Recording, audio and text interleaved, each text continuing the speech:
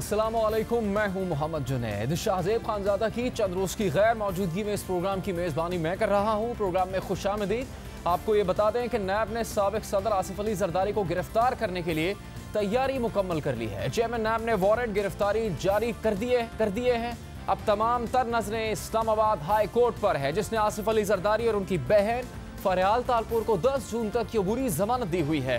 दरखास्त जमानत की आइंदा समाअत 10 जून पीर को होगी और अगर अदालत ने जमानत में मजीद तोसी नहीं की तो नैब अदालत से ही आसिफ अली जरदारी को गिरफ्तार कर सकती है। इसीलिए इस्लामाबाद हाई कोर्ट की आइंदा समाअत बहुत अहम होगी।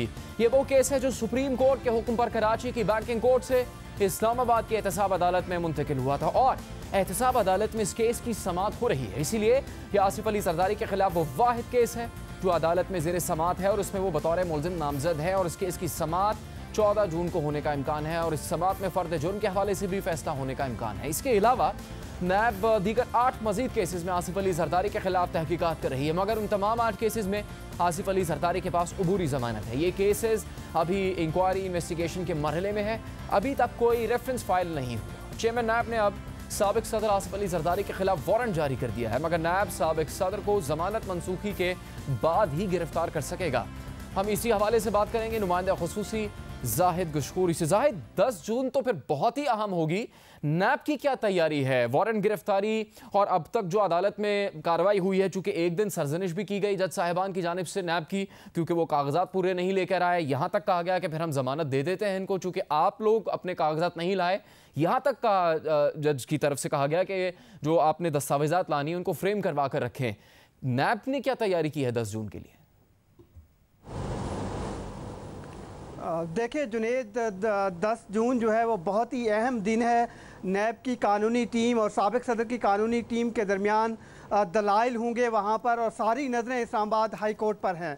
यानी कि वहाँ पर जो उसकी तौसीक के लिए, ज़मानत के लिए सरदार लतीफ़ खोसा, फ़ारूक एच नाइक वो पेश होंगे। वो चाहते हैं कि उसमें तौसीक दी जाए, जबकि आज नैब के चेयरमैन ने अरेस्ट वारंट के लिए साबिक सदर की मंजूरी दी है और नैब की जो इन्वेस्टिगेशन टीम है और नैब के और FIA के जो मुश्तरका इन्वेस्टिगेशन ऑफिसर हैं इस केस में, उसकी सिफारिशात की रोशनी में ये अरेस्ट वारंट की उनको इजाज़त मिली है, वहाँ से मंजूरी मिली है और साथ ही ये पहले आर्गूमेंट पेश कर चुकी है नैब की टीम। तो मुकम्मल तौर पर सारी नज़रें 10 जून को इस्लामाबाद हाई कोर्ट पर होंगी और इस सिलसिले में सरदार लतीफ़ खोसा का भी मैं आपके सामने मौक़िफ़ रखूँगा। लेकिन मैं आपको ये बताता चलूँ कि अरेस्ट वारंट साबिक सदर के एक और केस में भी नैब इशू कर चुका है। वो पार्क लेन का केस है, उसमें तहकीकात बहुत आगे जा चुकी हैं। बिलावल भुट्टो और आसिफ अली जरदारी को 4 बार वहाँ पर समन भी किया जा चुका है। उन्होंने अपने जवाबात भी जमा करवाए हैं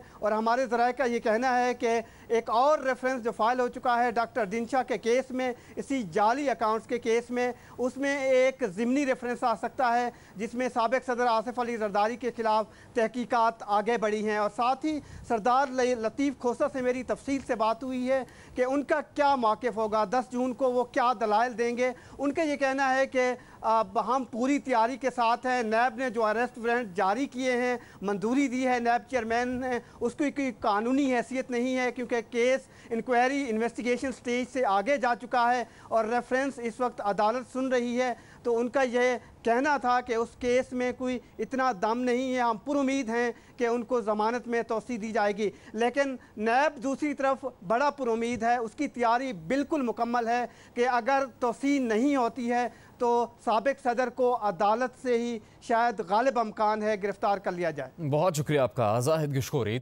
में 10 जून को इस्लामाबाद हाई कोर्ट में क्या होगा इस हवाले से बहुत ही अहम होगी वो समाअत।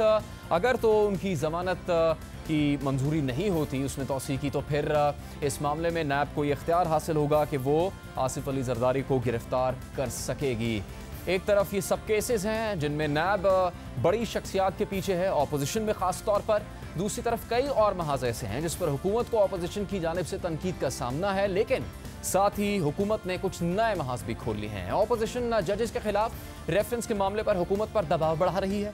साथ ही ये खबरें भी सामने आ रही हैं कि खुद हुकूमती अरकान भी जस्टिस काजी फायज़ ईसा के खिलाफ रेफरेंस से खुश नहीं। मामला अब सुप्रीम जुडिशल काउंसिल में है। सियासी जमातें दबाव बढ़ा रही हैं, साथ ही वुकला का एहतजाज भी सामने आ रहा है। उन्होंने मजीद अपना लाहेअमल सामने लाने का ऐलान किया है। सुप्रीम कोर्ट बार ने 14 जून को अदलिया के साथ इजहार एकजहती का ऐलान कर दिया है। बार के सदर अमानुल्लाह कंदरानी ने कहा है कि 14 जून को जजेस के खिलाफ रेफरेंस की समाअत के दिन वो अदालत में होंगे। जजेस के खिलाफ रेफरेंस दायर होना अदलिया पर हमला है। हम काजी फायज ईसा के दिफा में पेश होंगे। इसके अलावा पाकिस्तान बार काउंसिल ने अहम इजलास 8 और 9 जून को तलब कर लिया है और बार काउंसिल के एलामे के मुताबिक इस इजलास में मुल्क भर की बार काउंसिल्स के नुमाइंदे शरीक होंगे और जजेस के खिलाफ दायर रेफरेंस पर लाहेअमल तैयार किया जाएगा। सुप्रीम कोर्ट बार एसोसिएशन जजेस के साथ खड़ी है। साथ ही आज सेनेट में भी जजेस से इजहार एकजहती के लिए करारदाद मंजूर कर ली गई। सेनेट के इजलास में मुस्लिम लीग नून के रहनुमा राजा जफरुल हक ने करारदाद पेश की। करारदाद के मुताबिक ये ऐवान जजेस के खिलाफ रेफरेंसेस दायर करने पर तशवीश का इजहार करता है। रेफरेंसेस खुफिया अंदाज में दायर किए गए जिससे मुतालिक जजेस को इल्म नहीं था। रेफरेंसेस दायर करने पर शदीद तनकीद हो रही है और बार में तकसीम की वजह बन रहा है और एडिशनल अटॉर्नी जनरल ने इस्तीफा दे दिया है। शुबा पैदा होता है कि रेफरेंसेस मुअज़्ज़ज़ जजेस के हालिया फैसलों से मुतालिक है। ये रेफरेंसेस अदलिया की आज़ादी पर बराह रास्त हमला है। सेनेट की यह करारदाद थी जिसके मुताबिक ये ऐवान यरगमाल बनाए गए मुअज़्ज़ज़ जजेस, मुंतखब वकला, नुमाइंदों और बार काउंसिल के साथ इजहार एकजहती करता है। साथ ही करारदाद में हुकूमत से जजेस के खिलाफ रेफरेंस वापस लेने का मुतालबा भी किया गया। मुस्लिम लीग नून के रहनुमा राजा जफरुल हक ने जब ये करारदाद पेश की तो हुकूमती अरकान ने एहतजाज किया और एक खातून रुकन ने कायदे वाद शिबली फराज को वॉकआउट का मशवरा भी दिया। हुकूमत के एहतजाज के दौरान ही चेयरमैन सेनेट ने अक्सरियत के साथ करारदाद मंजूर कर ली। सेनेट में शोर शराबा और हंगामा आराई का मंजर आपके सामने था। हुकूमत के एहतजाज के बावजूद सेनेट ने मुअज़्ज़ज़ जजेस के साथ इजहार एकजहती की करारदाद मंजूर की और हुकूमत से मुतालबा किया कि वो रेफरेंसेस वापस ले। सेनेट इजलास में इस्लामाबाद हाई कोर्ट के जजेस की तादाद में इजाफे के बिल पर भी बहस हुई, जिस पर बात करते हुए बिलावल भुट्टो के तर्जुमान और पीपल्स पार्टी के रहनुमा मुस्तफ़ा नवाज खोकर ने कहा कि हुकूमत जस्टिस काजी फायज ईसा और जस्टिस के आगा पर हमला कर चुकी है। हमें हुकूमत की नीयत पर शक है। मुस्तफ़ा नवाज खोकर की बात का जवाब देते हुए हुकूमती रुकन फैसल जावेद ने कहा कि अपोजिशन के मुंह से अदलिया के दिफा सुनकर अपोजिशन के हुस्न मिजाज के कायल हो गए हैं और उन्होंने भी इस बारे में इजहार ख्याल किया। सेनेट में तो करारदाद मंजूर की गई मगर अपोजिशन कौमी असम्बली में करारदाद पेश नहीं कर सकी। असम्बली का इजलास हंगामा आराई की नज़र हुआ। असम्बली इजलास के बाद अपोजिशन ने मीडिया से बात की। साबिक वज़ीर आज़म और मुस्लिम लीग नून के सीनियर रहनुमा शाहिद खाकान अब्बासी ने कहा कि रात के अंधेरे में रेफरेंस बनते हैं जिसका मकसद है अदलिया से मनमाने फैसले लिए जाए। रेफरेंस सामने आने से पहले जजेस के खिलाफ तरह तरह की बातें की गई। आज रात के अंधेरे में रेफरेंस बनते हैं, किसी को इल्म नहीं है क्या रेफरेंस है, क्या ड्यू प्रोसेस है। ये चीज़ें, इन चीज़ों का सिर्फ एक मकसद है कि अदलिया से माने फैसले लिए जाएं और जो इंडिपेंडेंट और इंटेग्रिटी वाले जजेस हैं उनको बदनाम किया जाए। इससे पहले कि रेफरेंसेस सामने आते, मीडिया के अंदर तरह तरह की बातें इन जजेस के खिलाफ लीक की गई। आज के भी आप अखबार में देखें कि प्रॉपर्टी की डिटेल्स दी गई। ये किसने दी है? सेनेट ने भी रेजोल्यूशन पास किया है, कौमी असम्बली में भी रेजोल्यूशन पास होना था, लेकिन हुकूमत ने जानबूझकर आज वहाँ से राय फरार इख्तियार की। हम फिर सख्त तरीन अल्फाज में हुकूमत के इन मामलात को कंडेम करते हैं, इनसे डिमांड करते हैं कि ये रेफरेंसेस वापस लिए जाएं। पीपल्स पार्टी के चेयरमैन बिलावल भुट्टो जरदारी ने कहा कि जजेस के खिलाफ खुफिया तौर पर रेफरेंस दायर किया गया है जिनसे उनकी नीयत जाहिर होती है। ये मुशर्रफ का रवैया अख्तियार करके सिलेक्टेड जुडिशरी बनाने की कोशिश कर रहे हैं। ये सिलेक्टेड जुडिशरी चाहते हैं। जिस तरीके से इन्होंने रिस्पेक्टेबल जजेस के खिलाफ किसी को बताया बगैर, इन्होंने ना पार्लियामान में आकर मुल्क के नुमाइंदों को बोला, अवाम को नहीं बताया, उन जजेस को नहीं बताया जिनके खिलाफ ये इल्ज़ाम है, और सीक्रेट में ये रेफरेंस फाइल करते हैं। ये इनका नीयत आपको दिखाता है। ये मुशर्रफ के बाकियात, मुशर्रफ का रवैया अपना रहे हैं।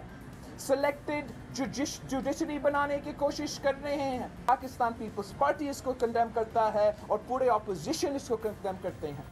अहम बात यह है कि असेंबली इजलास से पहले मुस्लिम लीग नून का मुशावरती इजलास हुआ जिसमें यह फैसला किया गया कि जजेस के खिलाफ हुकूमती रेफरेंसेस पर पार्लियामेंट में एहतजाज किया जाएगा। इजलास के बाद साबिक स्पीकर कौमी असेंबली अयाज सादिक ने कहा कि रेफरेंसेस अदलिया पर कतगल लगाने के मुतरादिफ है। अदलिया पर किसी को हमला करने की इजाज़त नहीं देंगे। रेफरेंसेस के खिलाफ उसूली मौक़िफ़ अपनाने का फैसला किया है।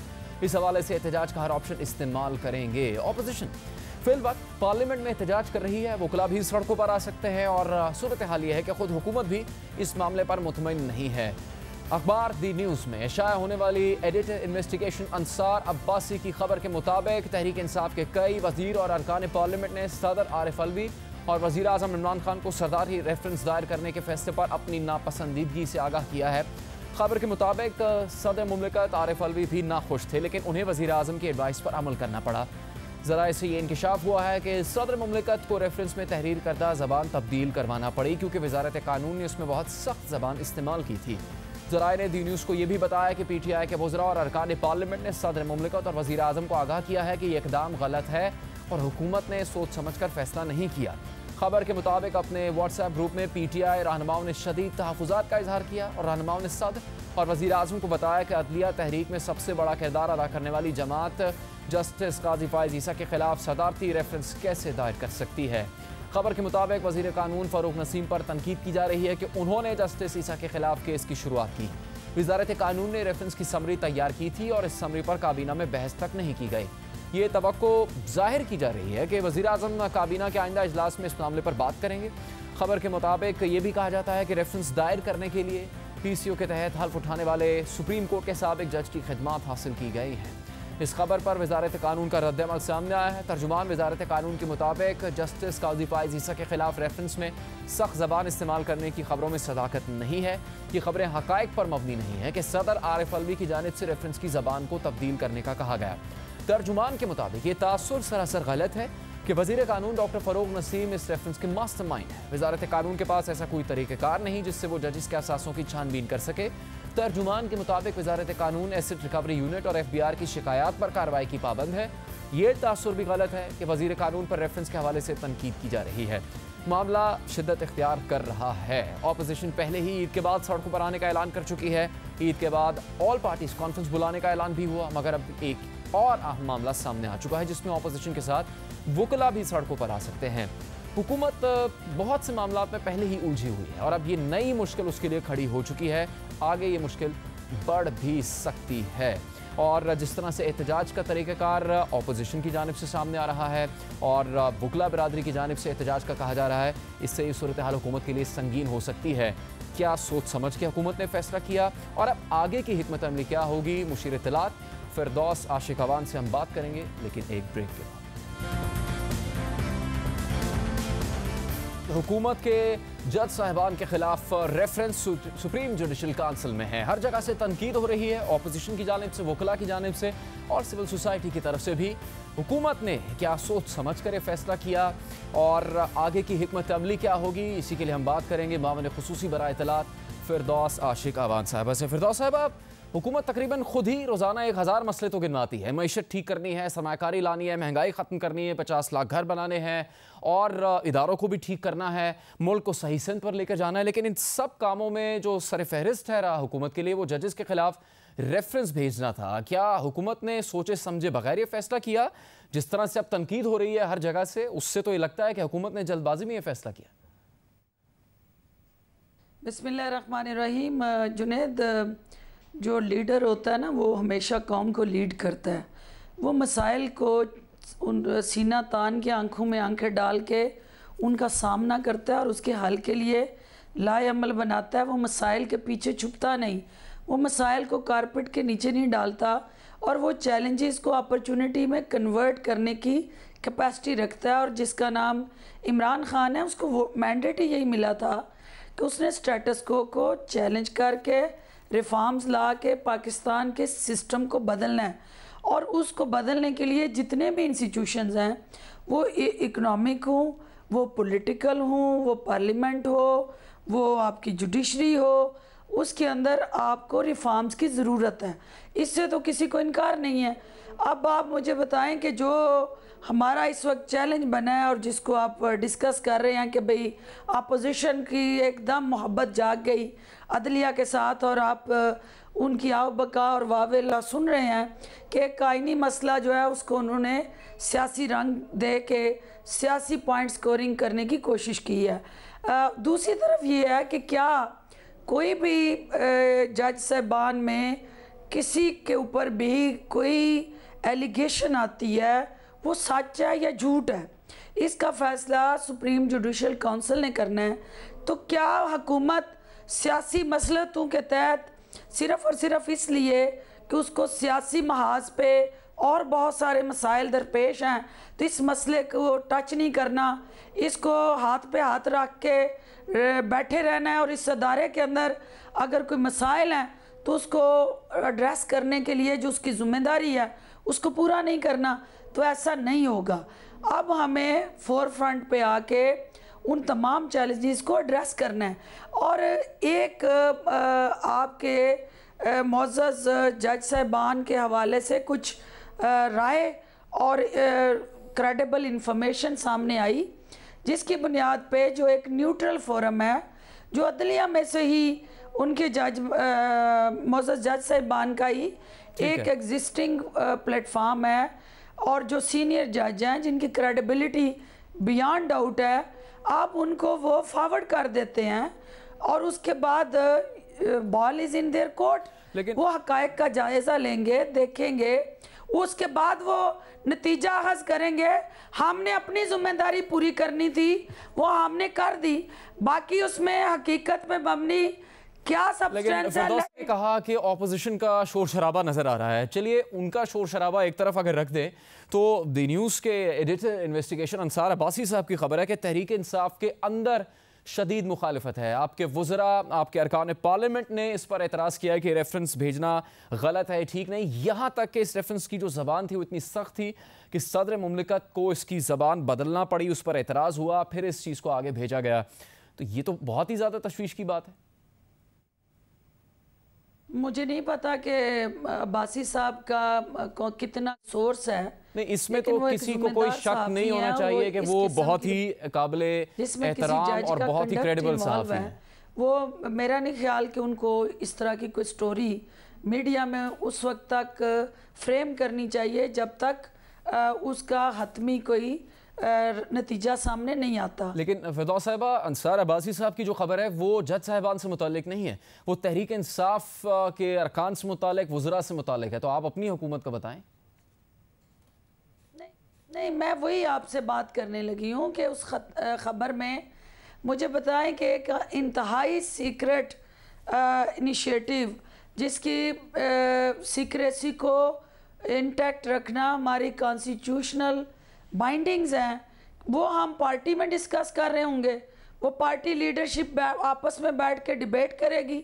ये सारी जो है, इसी से आप अंदाज़ा लगा लें कि ये ख़बर कितनी क्रेडिबल है, क्योंकि जिस खबर का उस रेफरेंस का मिनिस्ट्री लॉ और उससे रेलेवेंट फोरम्स के अलावा किसी को नहीं पता था, तो मीडिया में ये ख़बर लीक जो हुई, इसकी तहकीकात की तरफ हमें जाना है और मीडिया को भी एक ज़िम्मेदाराना किरदार अदा करना है।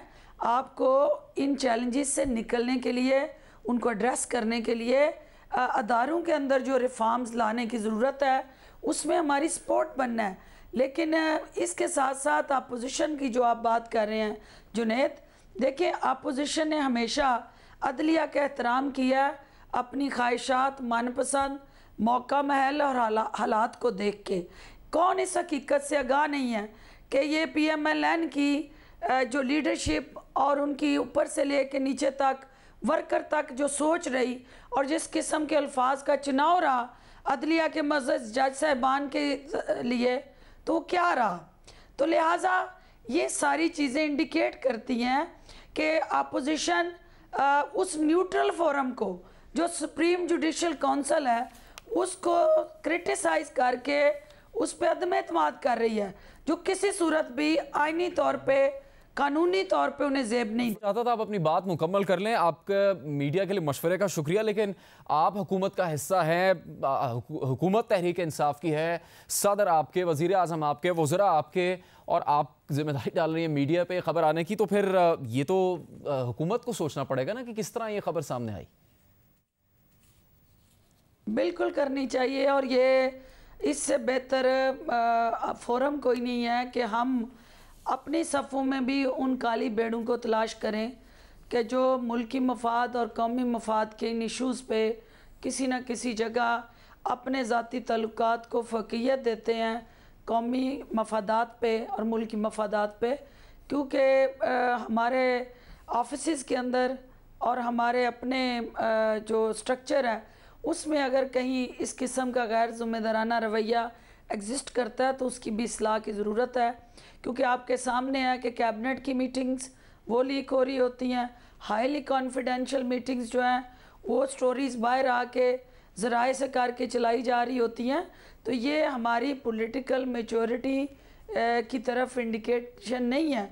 इसका मतलब ये है कि हमें अभी बहुत कुछ सीखना है और नेशनल सीक्रेसी जिसका हलफ उठाता है हर MNA और आइन से वफादारी का और इस मुल्क के राज जो हैं और जो कौमी मफाद के सीक्रेट ऐसे इनिशिएटिव्स हैं वो आपके सीने में दफन होते हैं, वो अखबारात की और चैनल्स की जीनत नहीं बन। उसूल तो कुछ और भी है। आपने जैसे अपनी प्रेस कॉन्फ्रेंस में भी जिक्र किया था कि रेफरेंसेस की राजदारी किस तरह जब तक वो दायर ना हो जाए, तारीख ना लग जाए, उसको सामने नहीं लाना। लेकिन जो सुप्रीम जुडिशल काउंसिल की कार्रवाई के तरीक़ेकार है उसमें यह बात भी दर्ज है कि अगर बदनीयती पर मबनी होगा रेफरेंस या झूठ पर मबनी होगा तो फिर रेफरेंस या वो शिकायत भेजने वाले के खिलाफ भी कार्रवाई हो सकती है।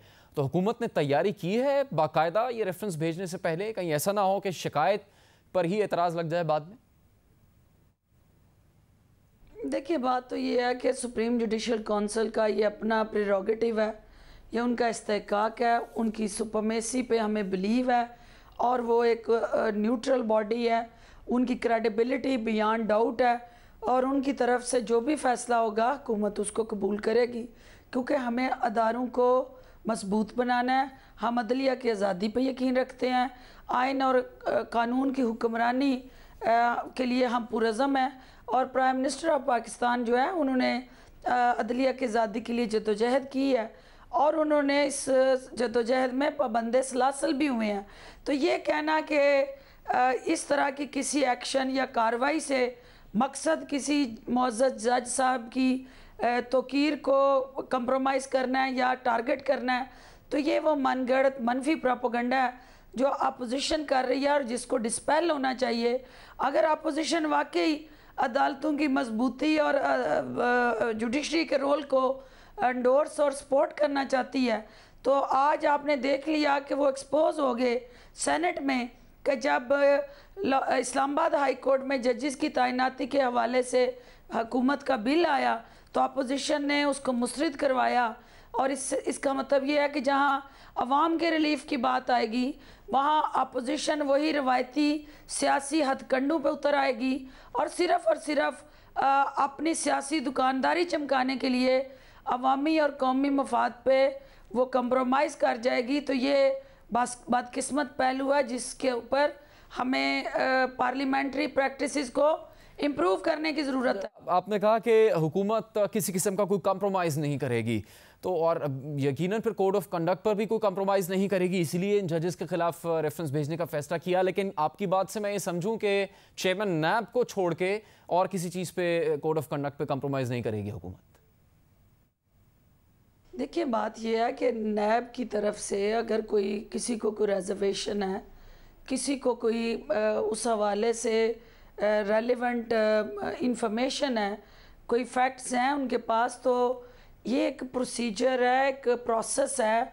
जिस तरह यहाँ इख्तियार किया गया वहाँ पे भी रेलेवेंट फोरम एग्जिस्ट करता है, वहाँ एप्लीकेशन दें और वो मुतलका फोरम जो है उस पर तहकीकात कर सकता है। फोरम के ऊपर जाना और मीडिया पे जाना दो मुख्तलिफ बातें हैं। अभी तक अपोजिशन ने जो भी बयान दिए हैं वो फोरम मुतलका फोरम पे नहीं दिए। ऑपोजिशन जा सकती है उस फोरम पे, हुकूमत नहीं जा सकती अगर वो किसी के कोड ऑफ कंडक्ट पर एतराज रखती है, उसको गलत समझती है? हुकूमत उसमें कंप्लेनेंट नहीं है, अपोजिशन को क्यों गिला है? अपोजिशन कंप्लेनेंट है तो मुतलका फोरम पे जाए, हुकूमत उनकी कंप्लेंट को देख के तय करेगी कि वहाँ उनको किस तरह की सपोर्ट और मावनत देनी है। जो हमारी आईनी जिम्मेदारी में हमारा रोल आएगा हम उसको अदा करेंगे। साहबा बहुत शुक्रिया। फिरदौस साहिबा दिफा कर रही थी हुकूमत के फैसले का, साथ साथ उन्होंने ऑपोजिशन के मजमूई तौर पर रद्द अमल पर सख्त तनकीद की है। वकला के हवाले से इतना नहीं कहा जितना सियासी जमातों के हवाले से कहा। और फिरदौस साहबा का कहना यह है कि अपोजिशन इस मामले पर सियासत कर रही है, जबकि अगर हुकूमत ने यह रेफरेंस भेजा है तो इसका हतमी फैसला सुप्रीम जुडिशल काउंसिल में ही होना है, तो उसका एहतराम और इंतज़ार आखिर क्यों नहीं किया जा सकता। लेकिन हर गुजरते दिन के साथ इस जजेस के खिलाफ रेफरेंसेस के मामले पर अपोजिशन जमातों का एहतजाज, गम और गुस्सा बढ़ रहा है। जिस तरह से सेनेट और कौमी असम्बली में आज मनाजिर सामने आए, वो हुकूमत के लिए बड़ी मुश्किल खड़ी कर सकते हैं, ख़ास तौर पर ईद के बाद जब रेफरेंस से मुताल्लिक तारीख भी मुकर्रर की गई है। और साथ साथ वकला तंजीमें जो हैं उनकी जानिब से भी एहतजाज सामने आ रहा है, और वो भी हर तरीके से और हर हवाले से इन रेफरेंसेस को भेजे जाने के फ़ैसले की मजम्मत कर रही हैं। लेकिन उससे भी बड़ी खबर यही थी कि तहरीक इंसाफ के अंदर भी इस चीज़ की मुखालफत पाई जाती है। क्रिकेट वर्ल्ड कप और इसमें पाकिस्तान क्रिकेट टीम जिसने वर्ल्ड कप में सरफराज अहमद की कप्तानी में अपने सफ़र का आगाज़ तो कर दिया, लेकिन अपने पहले ही मैच में पाकिस्तानी टीम की कारकर्दगी ने शायकीन को मायूस किया है। आज Pakistan cricket team West Indies के खिलाफ अपने पहले मैच में 22वें ओवर में 105 रन पर ढेर हो गई और वेस्ट इंडीज़ ने 3 विकेट के नुकसान पर बआसानी एक टारगेट पूरा कर लिया। ये वर्ल्ड कप में पाकिस्तान का दूसरा और वेस्ट इंडीज़ के खिलाफ सबसे कम स्कोर है, जिसने पाकिस्तानी बैटिंग लाइन की नाकामी पर सवाल उठाए हैं। इस पर भी हम बात करेंगे, लेकिन आपको ये बताएं कि पाकिस्तान ये मैच जिस बुरी तरह से हारा है, इस पर शायकीन क्रिकेट नाराज़ हैं और अपनी नाराज़गी के इजहार के लिए सोशल मीडिया का इस्तेमाल कर रहे हैं। पाकिस्तान टीम जब हारती है तो दुख भी होता है, गुस्सा भी आता है, लेकिन पाकिस्तानियों की जो हिस्से मिजाज की सलाहियत है वो भी भरपूर तौर पर खुलकर सामने आती है। पाकिस्तान क्रिकेट टीम की शिकस्त पर दिलचस्प तबसरे हो रहे हैं। ट्विटर पर एक शख्स ने वेस्ट इंडीज़ से शिकस्त पर तबसरा करते हुए लिखा है कि नजम सेठी ने मसनूई तौर पर टीम मजबूत कर रखी थी, हम इसे ओपन मार्केट में इसके असल मकाम पर ला रहे हैं। इसके अलावा शायकीन क्रिकेट मुख्तलिफ पोस्टर्स के जरिए भी अब तक रद्द-ए-अमल दे रहे हैं। सोशल मीडिया पर कप्तान सरफराज अहमद के एक पोस्टर के साथ लिखा है घबराना नहीं है, जबकि एक पोस्टर में बार बार 1992 के वर्ल्ड कप का हवाला देने वाले को थप्पड़ मारते दिखाया गया है। एक और ट्वीट में पाकिस्तान प्लेयर्स को एक दूसरे से गले मिलते हुए दिखाया गया है और इस पर तबसरा हुआ है कि मुबारक हो भाईजान, हम सबको बैटिंग मिली है। और इसके बाद एक और दिलचस्प ट्वीट की गई कि पाकिस्तान टीम को आमिर खान की गजनी फिल्म का एक सीन है उससे मिलाया गया और इस पर तबसरा किया गया कि वो खिलाड़ी कह रहा है, यानी वो पाकिस्तानी खिलाड़ी है, कि मैं यहाँ क्या करने आया था।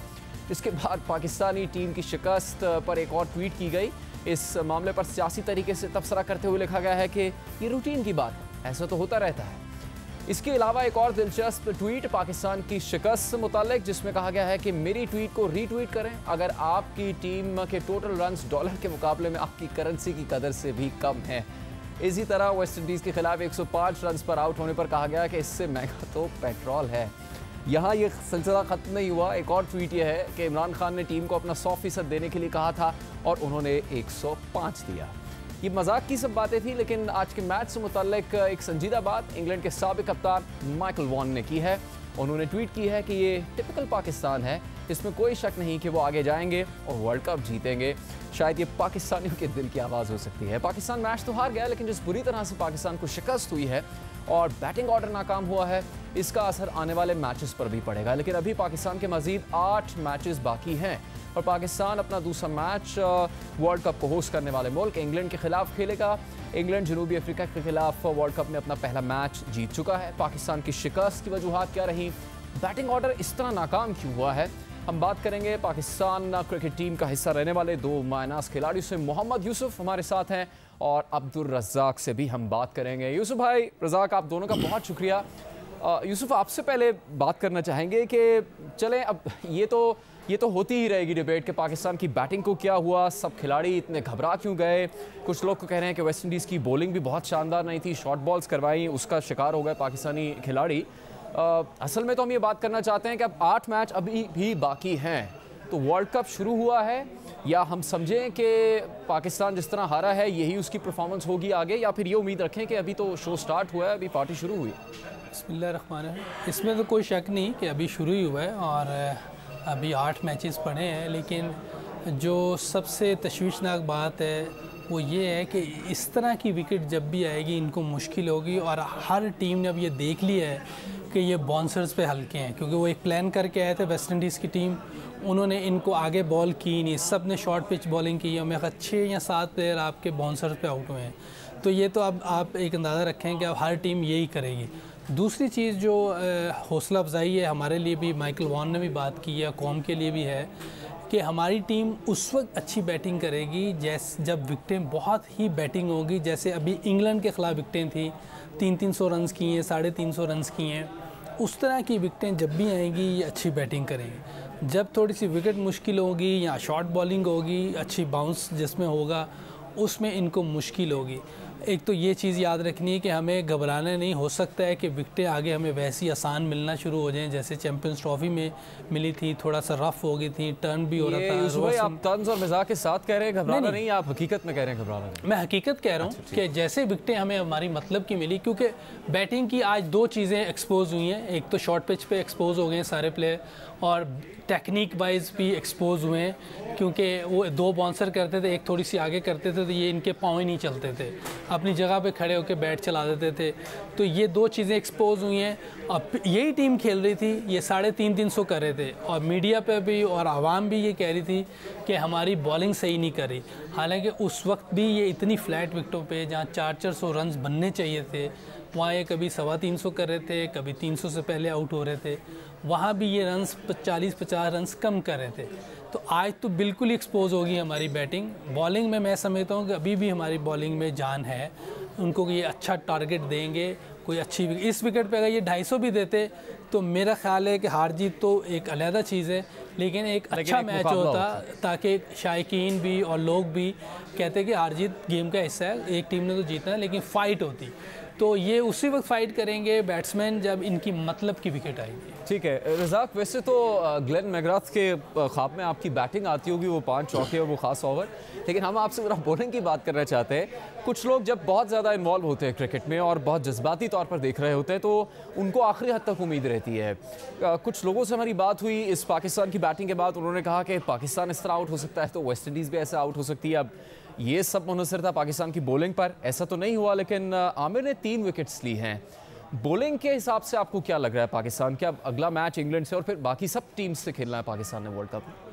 देखिए अच्छा साइन होता है कि जो स्ट्राइक बॉलर अगर विकेट लेते हैं, और आमिर के साथ प्रॉब्लम यही हो रही थी कि वो विकेट नहीं ले रहे थे, और चलो अच्छा है उनके कॉन्फिडेंस के लिए, पर ये कि ये मैच पूरा नहीं था, ये आधा मैच हुआ है। पाकिस्तान ने 100 रन्स किए, वो 1 साइडेड मैच पाकिस्तान हार गया। पर अगले मैच उम्मीद है कि पाकिस्तान अगर पहले बैटिंग करता है तो अच्छा एक टोटल सेट करेगा, तो जिससे बॉलिंग का भी पता चलेगा कि ये कितना वो टोटल ये डिफेंड कर सकते हैं।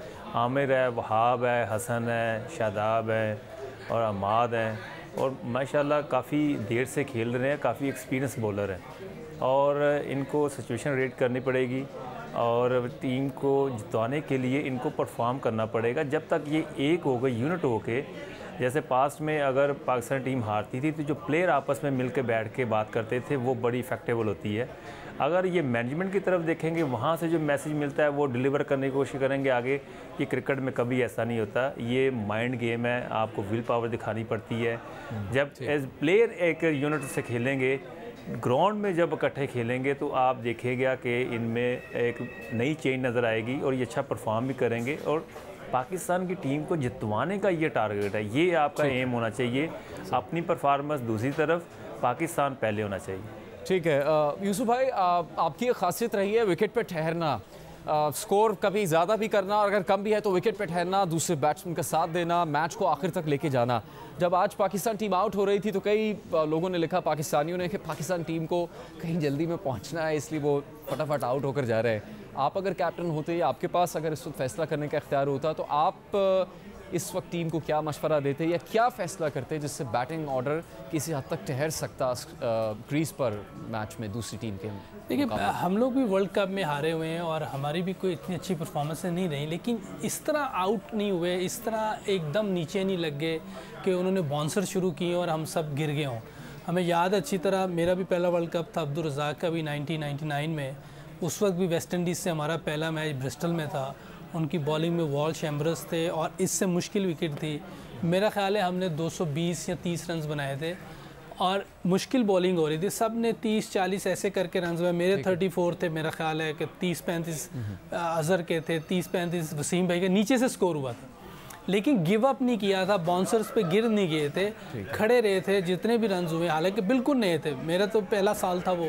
और फिर उसके बाद जो बॉलिंग की अजहर ने, ये इसी पर आप कुछ मशवरा देंगे पाकिस्तान टीम को कि भाई मोराल नीचे ना जाए, जज्बा रखना है, अभी 8 मैच बाकी हैं खेलने हैं। देखिए बाउंसर तो गेम का हिस्सा है, दूसरी टीमें भी करेंगी। अब इसको हैंडल करना है, या आप छोड़ना सीखें, विकेट पे ठहरना सीखें, थोड़ी देर टाइम गुजरेगा, आप अच्छे तरीके से बाउंसर को खेलेंगे तो बॉलर भी बाउंसर करना छोड़ देगा, वो आगे आएगा, वो कहेगा मैं आगे से आउट करता हूँ। लेकिन जिस तरह से ये बाउंसर्स के आगे खेल रहे थे, वो नज़र आना शुरू हो गया था बॉलर्स को कि ये घबरा गए हैं। अब यही एक जगह इनको लगातार इधर बाउंसर करेंगे। आप वो पिच में आप देखेंगे कि इतनी ज़्यादा उन्होंने बाउंसर मारी कि ये बिल्कुल हिल गए थे। ये 6-7 लोग बाउंसर पे आउट हुए हैं। आपके मेन बैट्समैन, अगर मैं बात करूँ, बुरा मान जाते हैं लोग, नहीं, अगर आप बाबर आजम का आउट देखें या हफीज़ का आउट देखें, बाबर आजम इस टाइम की प्लेयर है, लेकिन उसको 1-2 बाउंसर पड़े हैं, उसकी टांग ही नहीं हिली। आप देखें बिल्कुल लेग साइड में टांग रह गई, कहीं नहीं हिली, उन्होंने बैट हैंग कर दिया। या तो आप छोड़ दें, बहुत टाइम था, बॉल बहुत बाहर थी, क्योंकि वो बाउंसर्स की वजह से थोड़ा सा हिले हुए थे, इसलिए शायद उनको ये प्रॉब्लम। न्यूजीलैंड में भी इनको ये प्रॉब्लम हुई थी। हफीज़ का आउट देखें, हफीज़ को पता ही नहीं बॉल कहाँ है, वो खुद कहाँ थे। अब हफीज़ को 15-16 साल हो गए हैं। बाबर आजम को फिर भी आप एज दे सकते हैं कि अभी 1.5-2 साल हुए टीम में आए हैं, ठीक है, एज दे। हफीज़ एक्सपीरियंस प्लेयर है, 15-16 साल हो गए, ओपनिंग भी करते रहे, उसके बावजूद बाउंसर पे ऐसे खेलना, ये एक एम्बैरेसिंग है पाकिस्तान टीम के लिए, पाकिस्तान मुल्क के लिए, कि जिसने इतने बड़े बड़े प्लेयर दिए हैं, वहाँ ऐसी क्रिकेट हो रही हो, मेन प्लेयर है। ठीक है, इसमें यानी ज़रा बेहतर परफॉर्मेंस का मुजाहरा करना होगा। मोहम्मद यूसुफ, अब्दुल रज़ाक, आपका शुक्रिया। थॉमस काफ़ी ख़तरनाक साबित हुए वेस्ट इंडीज़ के बॉलर बैटिंग लाइनअप के लिए, लेकिन जिस तरह आपने यूसुफ की बात सुनी, अब्दुल रज़ाक की बात सुनी, और स्विंग के सुल्तान वसीम अकरम ने भी कहा कि फेयरलेस, यानी बिला खौफ पाकिस्तान क्रिकेट टीम को गेम खेलनी चाहिए, क्रिकेट खेलनी चाहिए। बज़ाहिर वेस्ट इंडीज़ की बॉलिंग से पाकिस्तानी बैट्समैन आज खौफज़दा नज़र आए, या इतने पूरे एतमाद नहीं थे उनकी इस तरह की बॉलिंग के सामने। लेकिन पाकिस्तान के आगे मैचेस हैं, और 3 जून को नॉटिंघम में ही इंग्लैंड के खिलाफ पाकिस्तान ने मैच खेलना है, जिसके बाद श्रीलंका और ऑस्ट्रेलिया से मुकाबला होगा। उम्मीद करते हैं पाकिस्तान इससे बेहतर परफॉर्म करेगा। प्रोग्राम का यहाँ पर इख्तिताम होता है, हमें इजाज़त दीजिए, अल्लाह।